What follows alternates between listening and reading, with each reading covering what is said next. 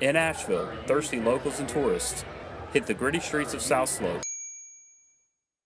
for a unique taste of brews in North Carolina's Beer City.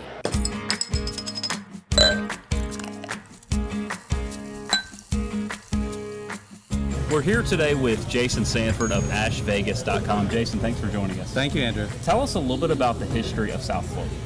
The South Slope and its reputation as a beer destination is a relatively new phenomenon, Andrew.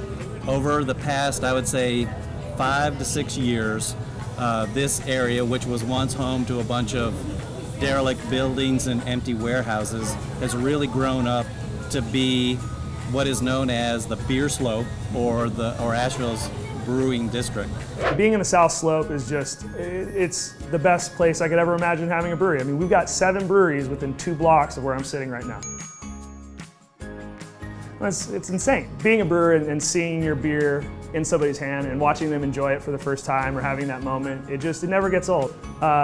Watching people have those epiphanies, where they're like, wow, I didn't know beer could taste like this. I mean, that's great. It's great for us and it's great for every brewery because now you got another, enthusiastic craft beer drinker who's ready to go explore and try new things, and that's what it's all about.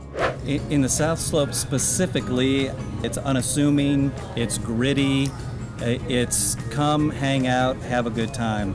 Yeah, whether you're a local or a tourist, it's a great scene to be a part of. Absolutely. Yeah. It's kind of the more relaxed area of town.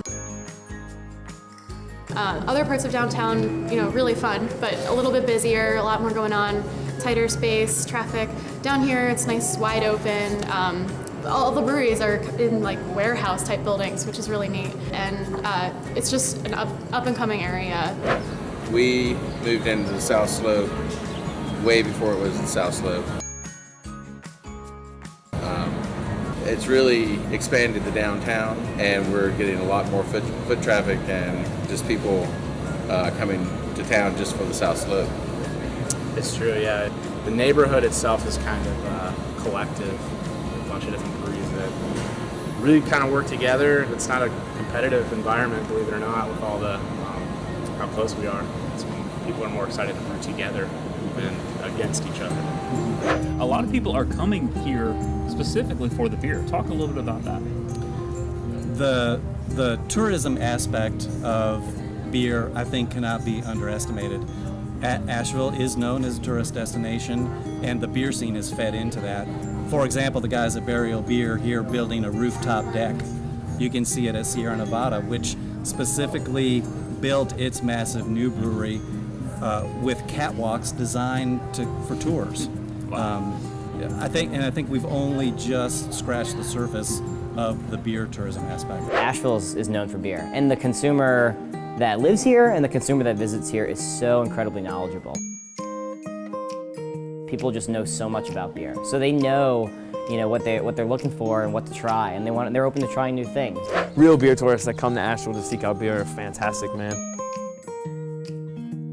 And we wouldn't have as much success without them. When we opened these doors, we were, kind of dumbstruck every night, like, this is really happening. And to see it expand and be successful and have as many customers as we do come through here and give us the positive comments that we always dreamed of having is pretty amazing. Well, the great thing about being here in the South Slope is seeing this area being redeveloped, and the beer scene being such a big part of that is great. Let's talk about some of those specific beer locations. Let's start with where we are today, Burial.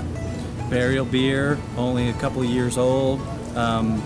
They keep it kind of down and dirty, and I think that fits with the craft beer culture.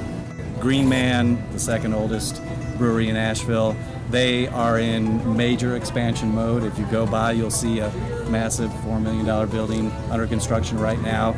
The Funkatorium is less than a year old, and that is the barrel aging facility for Wicked Weed, and specifically they're trying to drive people there to taste their amazing selection of sour beers. Twin Leaf Brewing just celebrated their 1-year anniversary. The space is great. You can go in, drink a delicious beer. Those guys like to cater to the outdoor crowd that gets out and about in Asheville, and it's just a really fun scene. Also super dog friendly. High Wire is just up the hill on the South Slope. They're going on, I think, about 2 years old. They're also in major expansion mode. They're getting ready to open a new production facility with a tasting room. they're right next door to a cool restaurant, so folks can hang out, drink a beer, and get a good bite to eat as well. Asheville Brewing to me is one of the craft brewing pioneers in Asheville, and it's like the great family-friendly pizza beer combination. Really delicious, drinkable beers. Yeah. Now let me ask you this. This is a very serious question. If you're saying wanting to try several of these breweries, do you need to start at the downside of the slope, or do you need to start up high? I mean, which works better? Do you need to walk uphill or downhill? That's a good question, man. I generally like to go downhill, but either way works, I think. Well, Jason, we appreciate your time. Cheers. Cheers, man.